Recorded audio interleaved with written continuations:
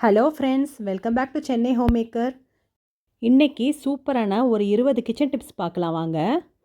என்னோடய சேனல் பிடிச்சிருந்துன்னா மறக்காமல் லைக் பண்ணுங்கள், சப்ஸ்கிரைப் பண்ணுங்கள், உங்கள் ஃப்ரெண்ட்ஸோடு ஷேர் பண்ணுங்கள்.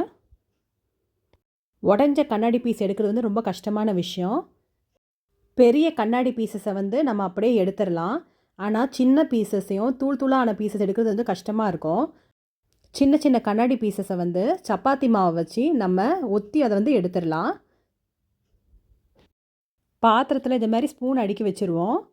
பூரியை இது மாதிரி மேலே நம்ம வச்சோன்னா பூரியில் இருக்க எண்ணெயை வந்து நம்ம ஈஸியாக ஃபில்டர் பண்ணி எடுத்துடலாம். இடிக்கல்லில் வந்து திறந்து வச்சுருக்கிறதுனால கரப்பாம்பூச்சி பள்ளி தொல்லை அதிகமாக இருக்கும். நம்ம வீட்டில் இருக்க வேஸ்ட் பாக்ஸை இது மாதிரி நம்ம கட் பண்ணி இடிக்கல் வந்து இடிக்கும் போது நம்ம வெளியே தெரிக்காமல் இருக்கவும் யூஸ் பண்ணிக்கலாம்.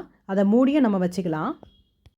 நம்ம வீட்டில் இருக்கிற காலியான சென்ட் பாட்டில் மூடி, பவுட்ரு மூடி இதெல்லாம் வந்து நம்ம டோர் பின்னாடி இது மாதிரி டபுள் டேப் செல்லோ டேப் வச்சு ஒட்டிட்டோன்னா டோர் வந்து வாலில் கிராச் ஆகாது. நம்மக்கிட்ட இருக்கிற வேஸ்ட் பேங்கில் தூக்கி போடாமல் இது மாதிரி ஒரு ஆர்கனைசர் பண்ணிடலாம். இந்த ஆர்கனைசரை ஏதாவது ஒரு ஹூக்கில் தொங்க விட்டுக்கோங்க. இதில் நம்மளோட ப்ரேஸ்லெட்டு, கிளச்சு, கிளிப்பு, செயின் இதெல்லாம் நம்ம தொங்க விட்டுக்கலாம். நம்ம குளிக்க யூஸ் பண்ணுற சோப் வந்து சின்னதாகிடுச்சுன்னா நம்ம அதை தூக்கி போட்டுருவோம். இனிமேல் அதை தூக்கி போடாமல் இது மாதிரி அதை நல்லா துருவி டெட்டால் போட்டு அதை ஒரு ஹேண்ட் வாஷாக நம்ம யூஸ் பண்ணிக்கலாம்.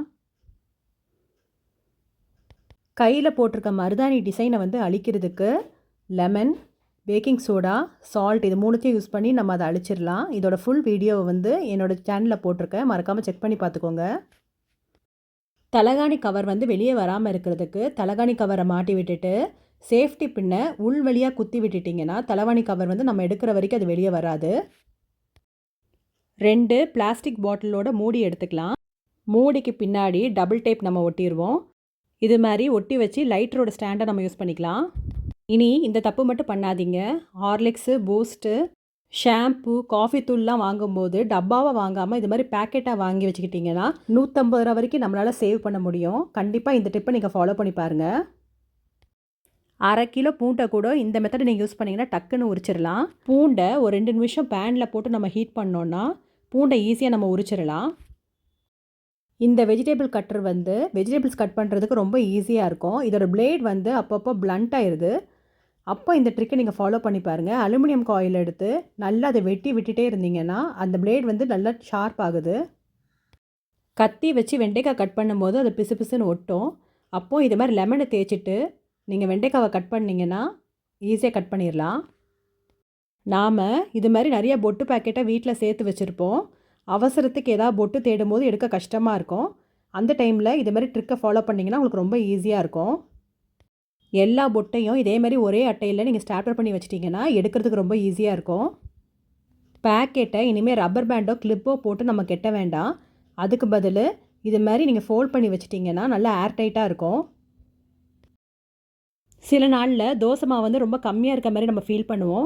அந்த டைமில் ஒரு 3 ஸ்பூன் ரவை போட்டு ஒரு 5 நிமிஷம் மூடி வச்சுட்டு திருப்பியும் மாவு எடுத்து தண்ணி ஊற்றி லைட்டாக கலக்கிட்டு தோசை ஊற்றுனீங்கன்னா 2 தோசை எக்ஸ்ட்ராவே நம்ம ஊற்றலாம்.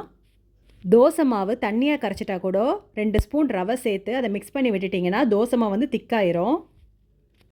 இனிமே கத்தியை இப்படி யூஸ் பண்ணி பாருங்கள். கத்தியை திருப்பி இனிமே நம்ம காய்கறியோட தோலை வந்து ஈஸியாக சீவிடலாம். எந்த வேஸ்டேஜுமே இல்லாமல் சூப்பராக சீவுது பாருங்கள்.